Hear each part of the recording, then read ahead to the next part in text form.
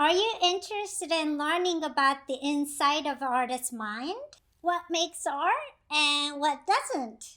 And learn how to start your creative journey. If so, please hang out and find out more about art and creativity.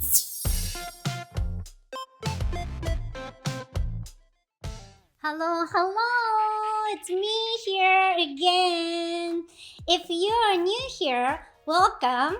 My name is Mai Ryuno, and Playful Ground is my social practice art studio in Monterey, California. Okay, I'm gonna sit there now.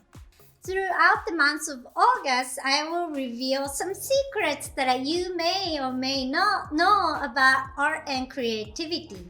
And today, I will use my self-haircut, which I did in my previous video, as an example to talk about what makes something art and what doesn't. I will also share tips for you to start seeing and thinking like an artist.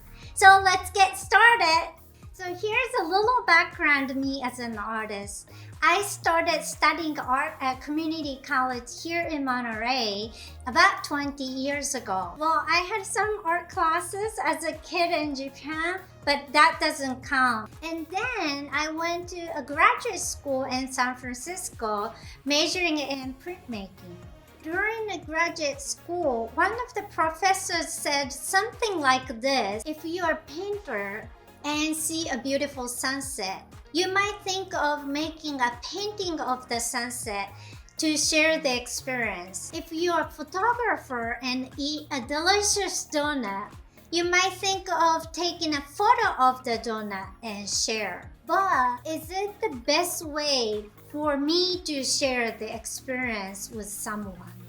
At the time, my focus was printmaking, so I was always thinking what I could create from my life experience with the medium. But my answer to the question was, I want a real person or people to be with me in the moment to share the experience. I can't really reproduce the moment as an object. That's when I started experimenting my art in performance art that's more specific to the time and place, and truly using my everyday activities for my artwork. So back to the haircut. The haircut I share in the video is my self-haircut.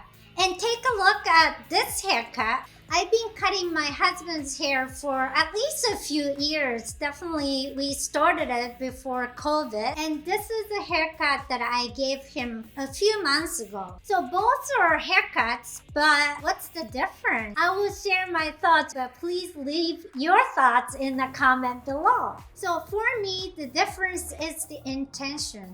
The haircut I gave him was to give a better function to the hair for him. This is pretty simple. His hair got longer than he wanted. I cut it to the length he wanted. That's it. Of course, I also tried to make the look not too bad, but the most important thing for the haircut was the functionality. On the other hand, my haircut didn't happen out of my need for a haircut. Although my hair was the longest in my life, instead, I used the haircut to manifest the idea of change can be fun, which was the theme of my videos in July, and also show the idea of the process is more important than the product or outcome.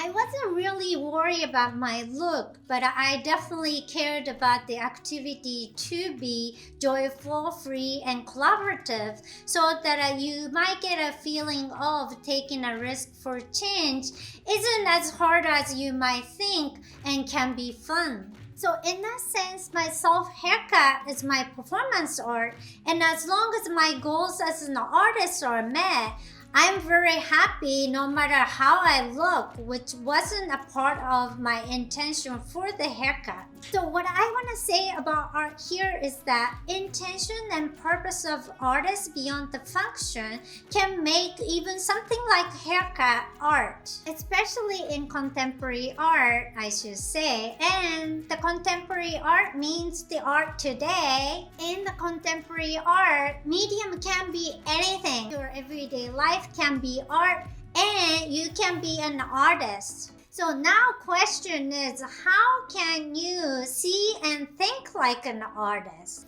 I have a question for you. Is there any part of your everyday life that you can see something special outside of the pure functionality?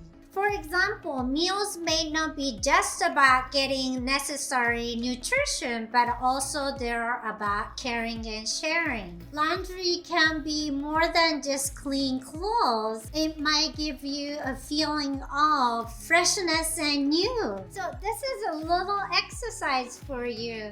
Pick an activity or maybe an object from your everyday life and find 3 extra qualities that's beyond the function. The key for this exercise is to look at something that's not really special with close attention to details and try to find something special within that's beyond the obvious function. So please let me know what you do with this exercise in the comment below. I would love to hear from you. I hope this video is helpful, even just a little bit, for you and your everyday life to become more creative, joyful, and fulfilling. I'll be making more videos about art and creativity throughout the months of August. If you're interested in, please like and subscribe. Also, if you're interested in more creative activities that I do in this studio and outside, please follow me on Instagram at Playful Grand.